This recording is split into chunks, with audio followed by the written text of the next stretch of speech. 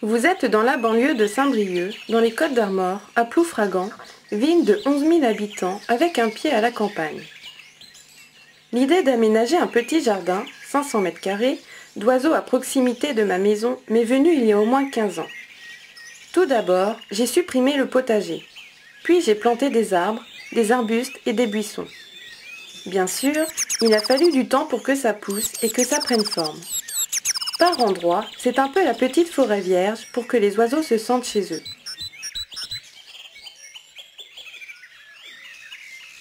Pour devenir un véritable jardinier ornithologue, la première étape consiste à connaître les besoins des oiseaux susceptibles de fréquenter le jardin pour nicher et se nourrir.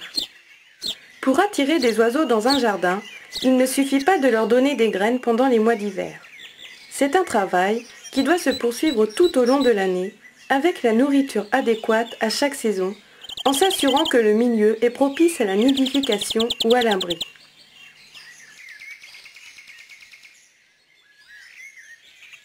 On a beau installer des nichoirs et offrir de la nourriture, le meilleur moyen d'attirer les oiseaux chez soi consiste à leur fournir ou à reproduire le milieu naturel qui correspond le mieux à leurs besoins. La nature offre habituellement tout ce qu'il faut à la jante ailée, aussi bien le gîte que le couvert, et c'est bien souvent pour compenser la pénurie qu'il a lui-même causée en déboisant son environnement que l'homme doit installer des nichoirs et des mangeoires.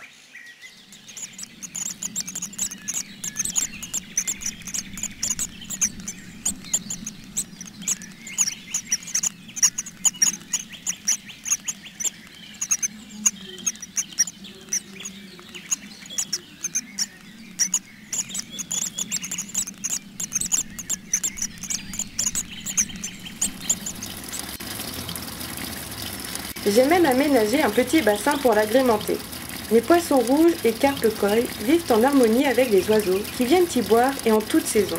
L'eau coule par une amphore qui empêche celle-ci de geler. Les oiseaux peuvent s'abreuver même pendant l'hiver. Il est important pour les oiseaux d'assurer très régulièrement leur approvisionnement en eau. Qui dit arbre dit protection contre les intempéries et les prédateurs.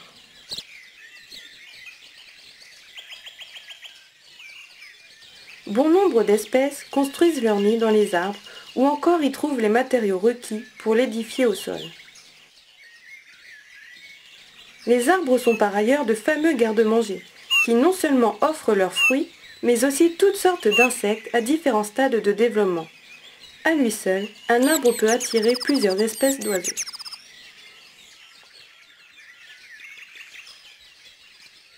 L'observation des oiseaux autour d'une mangeoire apporte des satisfactions inoubliables.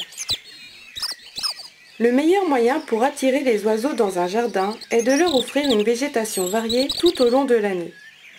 Dans le jardin d'un ornithologue, elle présente l'avantage d'attirer les oiseaux grâce à leurs graines, aux insectes qu'elle abrite et aux refuges qu'elle fournit.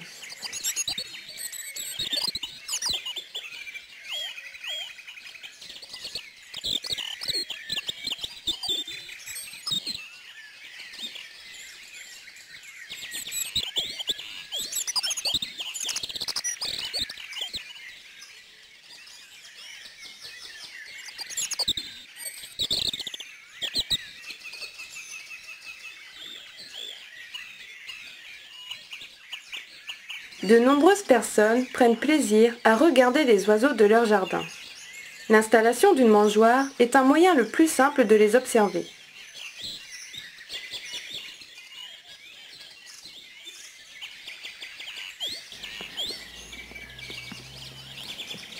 Pour voir de près des animaux sauvages, il n'est pas nécessaire d'aller aux quatre coins du monde à la recherche des plus rares et des plus étranges. Le plaisir que l'on éprouve à se sentir près de la nature peut venir en regardant par exemple des mésanges picorer des graines dans une mangeoire.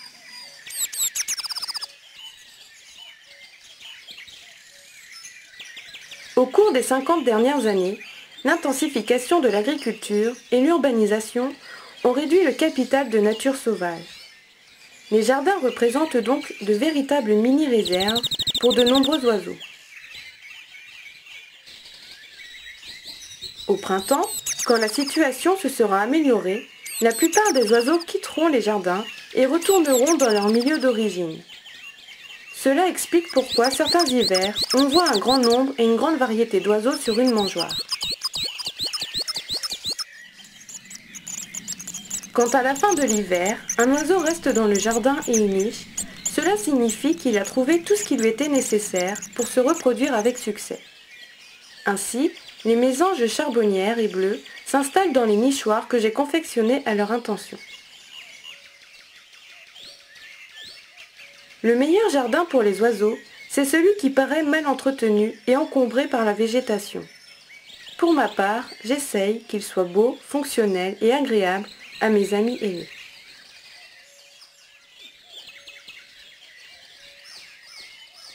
Parmi les nombreux oiseaux qui viennent se ravitailler durant la mauvaise saison, il y a un nouveau venu, encore moins farouche que les autres. Je veux parler de la mésange noire. C'est la plus petite de nos mésanges. Tout comme la mésange charbonnière, elle a des joues blanches et noires, une calotte noire et porte une tache blanche très caractéristique sur la nuque. Le dessus est gris avec 2 raies blanches sur les ailes. Magnifique! Elle vit habituellement dans les forêts de conifères.